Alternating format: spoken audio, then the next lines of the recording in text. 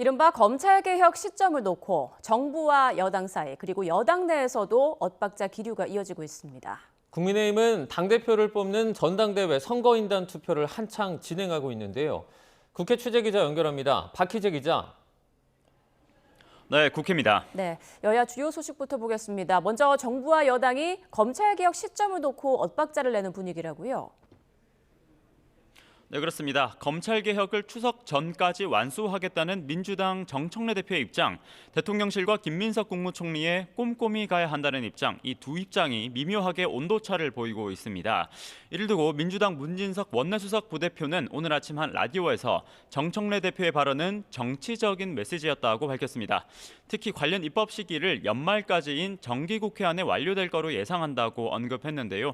그런데 문대림 대변인은 문 원내수석의 발언과 관련해 정 대표는 추석 전 약속을 지키기 위해서 거침없이 나아갈 것이라는 의지를 갖고 있다고 말하면서 당내에서도 메시지가 다른 상황입니다.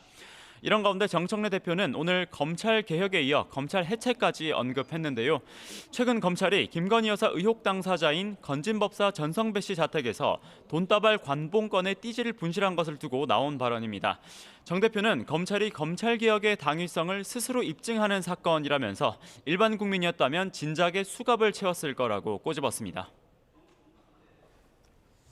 네, 이 같은 검찰개혁 입법 추진에 국민의힘은 어떤 입장입니까?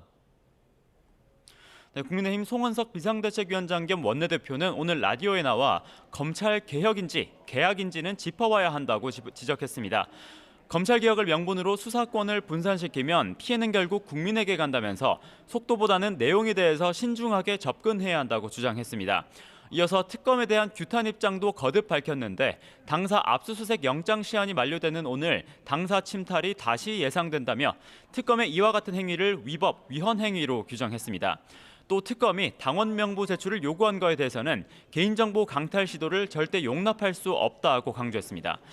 한편 국민의힘은 오늘 아침부터 전당대회 당대표와 최고위원 투표를 모바일과 ARS를 통해 진행하고 있습니다. 이틀 동안 진행하는 이번 투표에서 과반 득표자가 나오지 않으면 1, 2위 후보가 당대표 결선을 거쳐 26일에 최종 선출됩니다. 네, 그리고 김용전 민주연구원 부원장 보석 석방을 놓고도 여야가 서로 다른 입장을 내놨다고요.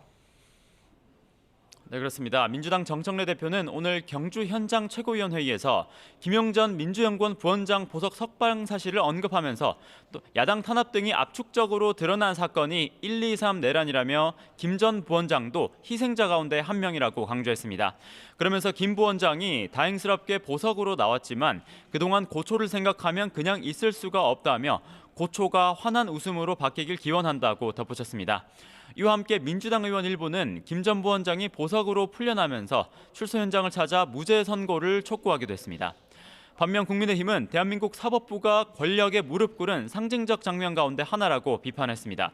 송원석 비대위원장 겸 원내대표는 이번에 법원이 김용을 풀어준 건 이재명 대통령 5개 재판을 중지시킨 것과 마찬가지로 사법부가 권력의 바람에 불기도 전에 바싹 엎드린 상황과 유사하다고 강조했습니다. 특히 조국 전 조국혁신당 대표의 무리한 사면 배경에 이 대통령의 재판에서 진술했던 정진상, 이화영 등을 사면하기 위한 밑자락이 아니냐는 분석이 있었다고 언급했습니다. 지금까지 국회에서 YTN 박희재입니다.